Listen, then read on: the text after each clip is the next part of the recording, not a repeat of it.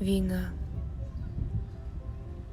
Страшне слово, і навряд чи можна було навіть уявити, що таке може статись у 2022 році, та ще й в Україні. Страх, невідомість. Все це приймало тебе зсередини, якщо ти українець. І, звичайно, неймовірний шок, бо ти дійсно не міг у це повірити. Ці переживання починали гризти зсередини, а потім спокій.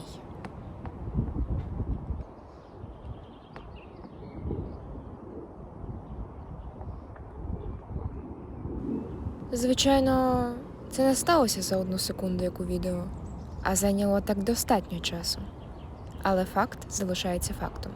У пошуку порятунку я якимось чином подолала 2000 кілометрів. І опинилась у Нідерландах.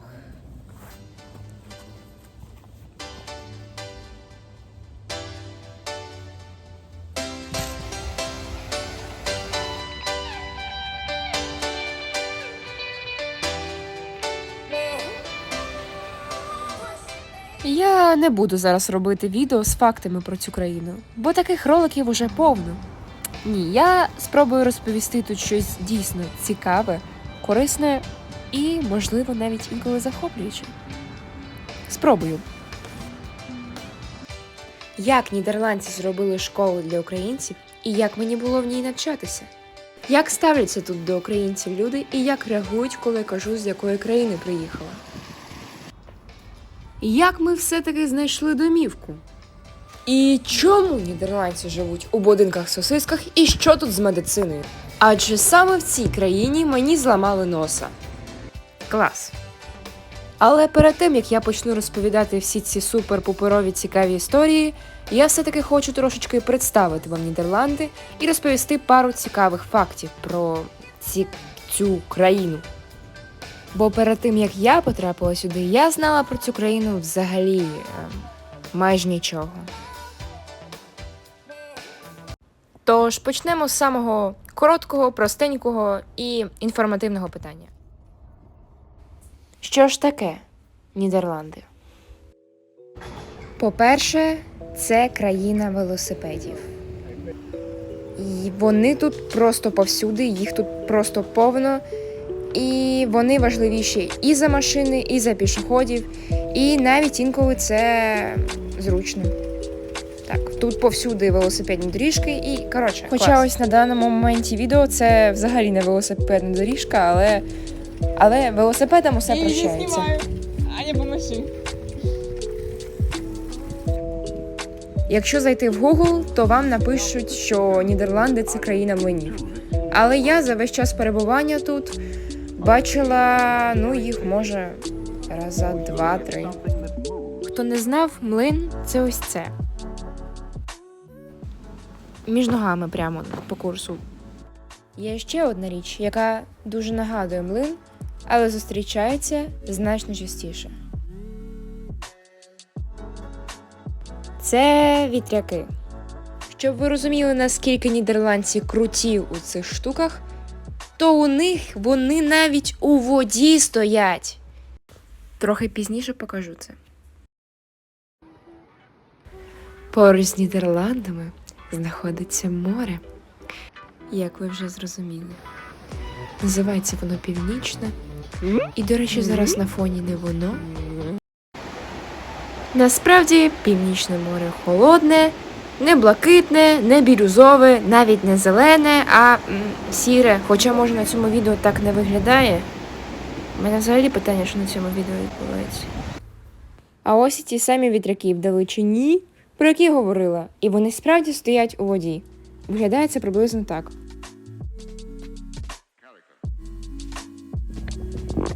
Так, і до того ж, саме завдяки морю тут дуже мінливий клімат, часто йдуть дощі. В Нідерландах взагалі нема гір, і вони знаходяться нижче у рівня моря. Як це можливо? Я тут подумала, що в мене якось виходить занадто багато інформації про Нідерланди, тому якщо хочете відео там, де я розповім більше фактів про все, що відбувається тут, і, можливо, ще більше цікавих фактів, які в мене накопичились за весь цей час, який я ще не встиг вкласти у це відео, то пишіть у коментарях. А я поки продовжу по темі відео, нарешті.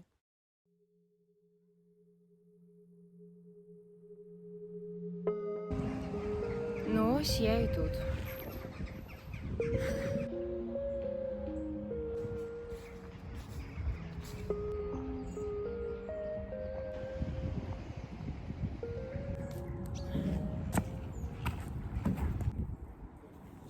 Я тут провчилася з квітня до липня. Тому що в Нідерландах, ще один цікавий факт, тут вчаться літом теж. Так от, я цю школу точно запам'ятаю назавжди, тому що, чесно кажучи, друзі, я навіть не можу назвати це школою. Це не школа, це просто був близько до раю. Це було дуже цікаво, дуже класно. Вона була створена спеціально для українців, тому що з самого початку, коли ми приїхали сюди, це було просто закинута будівля, тут ніхто не навчався, і вона просто стояла, порожніла, нікому не потрібна. І вони такі вирішили, а давайте зробимо тут українську школу. Ця будівля була дуже гарна, і нам там дарували подарунки, різну канцелярію, зошити. І взагалі все було дуже класно організовано, як мені здається. Там були українські вчителі, у нас були арт-мистецтво, та все у нас було, математика, арт-мистецтво, і, коротше, всі предмети, фізкультура, це само собою зрозуміло, малювання, це само собою зрозуміло, їх вели навіть нідерландці, а українці вели всі предмети, в принципі, українська мова була, історія України, всесвітня історія, географія, ці всі уроки були, і їх вели українці, тому що не тільки ж діти втікали від війни, і ще були деякі дорослі люди, які були вчителями в Україні, і їх тут прийняли. І, чесно кажучи, ця школа була більше не про навчання, а про адаптацію і відходження від того стресового стану, який був в Україні до того. Тому так. В більшій частині ми просто відходили від війни, ми грали в ігри, ми спілкувалися. У нас теж був урок нідерландської мови, але ми не особливо там сильно вчили. Але це все було дуже прикольно. Я навіть думаю, що ця школа в якомусь сенсі рятувала більшість дітей від депресії, тому що тут були українці, тут були свої, ми могли між собою спілкуватися, і це було класно. Тут була рідна мова, тут було хоч щось своє рідне у чужій країні. Нас вгощали навіть цукерками на перервах інколи. І потім в кінці ми робили концерт. Ну, чесно кажучи, це дуже цікавий досвід. І я дійсно вдячна цій школі, тому що саме завдяки і вдячна нідерландцям, які зробили це, що ця будівля не пустувала, а вона була наповнена радістю, і тому що справді радістю, тому що спочатку всі були такі якісь. Коротше, ця школа подарувала гарний настрій і трохи полегшила після того, що побачили ми в Україні. До речі, у цій школі були всі вікові категорії, починаючи з 4 років і закінчуючи 17. І через те, що українська школа перестала існувати, так, вона перестала існувати на даний момент, бо я там вчилася лише декілька місяців, а після цього з цієї школи зробили школу для вивчення нідерландської мови, і всіх українців розкидало по різним школам нідерландським. Тому ось так. І ось, чесно кажучи, зараз, коли почалася вже нідерландська школа, там тільки нідерландські вчителі, вони не знають ні англійської мови, нічого, і там не тільки українці, там люди із Чилі, і взагалі з арабських країн, там різні люди, взагалі навколо світу, з Сирії також там є. Всі вони приїхали сюди, всі вони разом вкупі, не всі розуміють англійську, вчителі взагалі не знають англійської, і вони намагаються їм якось це пояснити нідерландською мовою. Я взагалі не знаю, що там відбувається, але окей. Але те, що казали, якщо порівнювати ту школу, яка була українська, з українськими вчителями, з українськими дітьми, як ми всі були згуртовані, то тут деякі люди кажуть, що тоді була така атмосфера, якої зараз і близько немає. Як там зараз з усіма іноземцями. Тому так. І взагалі те, що я помітила, що українці якось більш дружні. А може мені так просто здалося. Але однозначно, що я можу сказати, що ця школа зробила багато, насправді. Саме завдяки цьому в мене з'явилося купу друзів. Не знаю, чи є вони ще досі, але деякі є. І так. І більшість цих друзів пішли зі мною в нову школу. Але зараз я вже навчаюсь так у нідерландській школі, англійською мовою. Але ця українська школа точно залишиться в мене в пам'яті як дуже цікавий і незвичайний спогад.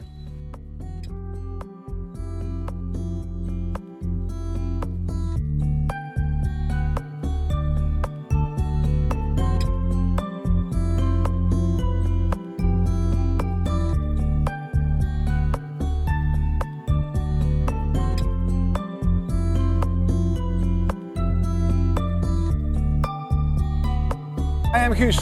I'm Zenia. Zenia, nice to meet you. Welcome in the Philips Stadium. Hey! I see stadium inside for the first time, and for me it is really incredible. These people that helping us, it is very kind.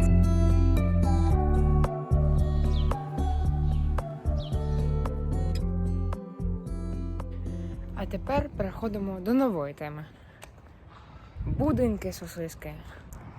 Я сама придумала цю назву. І зараз поясню чому. Оце справді в якомусь сенсі нагадує сосиску. І перед тим, як ви подумаєте, що я божевільна, я спробую вам пояснити чому. Бо це декілька будинків з різними сім'ями, склеєні один між одним в один довгий будинок. Незважаючи на те, що через стіну ти можеш чути своїх сусідів, у тебе, вважай, є свій власний великий дім зі своїм двориком, з 2 поверхами, а то й з горищем ще. І там дуже багато місця, дуже багато території. І взагалі купити дім в Нідерландах – це щось дуже-дуже сильно коштовне для людей, тому що Нідерланди – країна маленька, тому вони вирішили не робити високі будинки, а просто їх склеювати між собою, щоб займати менше місця. І українці могли з легкістю потрапити в такий будинок за рахунок приймаючих сімей, бо саме в такий спосіб найчастіше українці знаходили собі дім у Нідерландах. Тобто була якась сім'я місцева, яка була згодна прийняти до себе там, не знаю, у них є ще одна кімната в будинку, і вони були готові прийняти українців, аби вони пожили з ними. Це як у більшості країн відбувається. Але у нас все було трошечки не так. Знаєте, я тут подумала, у мене виходить дуже довге відео, тому я не впевнена, що так багато людей зможуть дивитися так довго. І враховуючи, що я його монтую вже дуже довго, прям дуже довго, я вже виставлю так, а продовження я виставлю після 20 лайків. Якщо на цьому відео набирається 20 лайків, то я викладу продовження про те, як мені зламали носа. Це був капець повний, це прям така цікава історія. Де я живу? Бо, як бачите, я не живу в будинку, я живу в дуже манюсінькій квартирі. І тут ще декілька людей зі мною, то також дуже весело. І все це буде в наступному відео, якщо ви наберете всього лише тут 20 лайків. Це не так вже і важко. Я всім дуже вдячна за перегляд. Я дуже прошу поставити лайк, бо я дуже сильно старалась над цим відео. І я всім неймовірно вдячна за те, що ви підтримуєте україномовний контент. Я раніше знімала російською мовою, зараз я знімаю українською мовою, і респект за це. Так, також у мене є відео про те, що було на початку, коли я тільки тікала від війни. Я не впевнена, що ви хочете побачити це відео, але якщо комусь захочеться, пишіть у коментарях. Так. Дякую вам. за все і гарного дня!